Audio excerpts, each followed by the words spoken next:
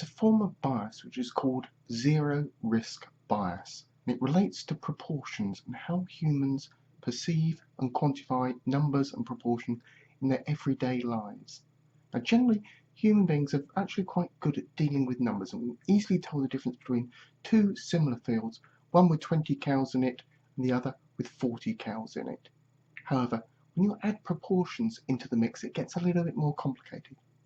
Say now we take 5 cows away from the field with 20 in it and 10 cows away from the field with 40 in it. Now both fields have actually lost the same proportion of cows, but the field with more cows in the first place has lost substantially more individual cows.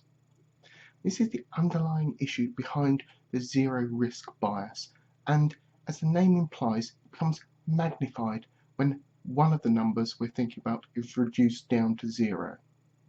As an example, there were two diseases which both had a mortality rate of 50%. Now the first disease affected 10,000 people a year, and the second disease affected 1,000 people a year. There was enough money to provide a treatment for one of the diseases, but not both. One treatment reduced the mortality rate from 50% to 40% for the first disease. The other treatment would reduce the mortality rate for the second disease down to zero, so completely eradicating any lethal effects of that disease. Now there's a tendency, because of the zero risk bias, for people to say that the money should go to the second treatment. However, the second treatment would only be saving the lives of 50% of 1,000 people, or 500 people's lives. The first treatment, however, would be saving 10% of 10,000 people's lives, or 1,000 people's lives. Though the percentage reduction in the second disease was far greater than the first, in terms of sheer numbers of people not being killed by the disease, the first disease represents the better saving.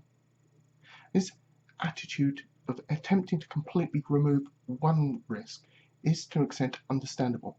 However, it does have many real-world implications, especially in regarding public policy, where reducing risk is always possible. However, removing all risk is either impossible or financially impractical. Things like medicines, immunization, power generation, finance, traffic accidents, waste disposal, and even water treatment all come with varying risks and have been subject by various public pressure groups to make them safer. But occasionally, some of these groups have wanted specific risks removed completely. These groups may be falling victim to the zero risk bias by focusing on a single problem and trying to eliminate that risk entirely and missing the broader picture, where a small improvement across the whole range of a particular issue could actually have a far greater impact for the same cost. The best way to offset this form of bias is for policymakers to talk about numbers rather than percentages. Policy A will save 1,000 lives, while policy B will save 500 lives. Then it becomes easier for the public to get behind policy A. Zero risk bias, however, also can be found in commercial advertising, with free giveaway offers when tied to another purchase of some kind. The zero payment on the free item distracts the customer from thinking through whether purchasing the two items together truly represents good value for money. Companies can inflate the price of one item that's been paid for, and because there's zero price tag on the free item, the customer may still think they're actually getting a bargain. They might not be when considering the two items together as a single purchase.